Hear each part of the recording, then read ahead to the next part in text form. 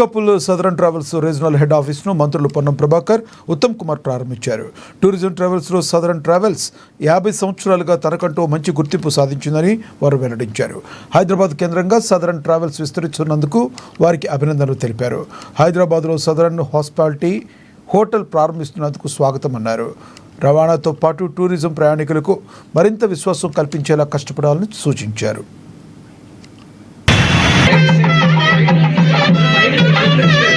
ప్రయాణానికి సంబంధించినటువంటి సౌలభ్యం పెరిగినా కొద్దీ టూరిజం ఆర్ ప్రయాణం అనేటువంటిది పెరుగుతున్న సందర్భంలో ట్రావెల్స్ మీద డిపెండ్ అయ్యేటువంటి ఒక పరిస్థితి ఏర్పడినప్పుడు ఒక క్రెడెన్షియల్గా ఉన్నటువంటి సదరన్ ట్రావెల్స్ దాదాపు 50 సంవత్సరాల పైబడి ఢిల్లీ కేంద్రంగా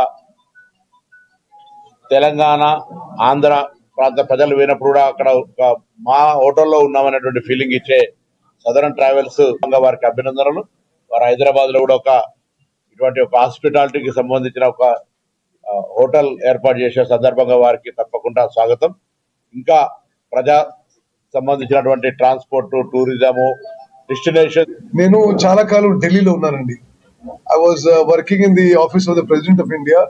అప్పటి నుంచి కూడా Southern Travels is a legendary name in tours and travels in Delhi and North India. అప్పుడు మేము వినేవాళ్ళం, అక్కడ తెలుగు వాళ్ళు వచ్చి ఇక్కడ సదరన్ ట్రావెల్స్ స్థాపించి they're very good travel operators, good tour operators, reliable and provide very good service.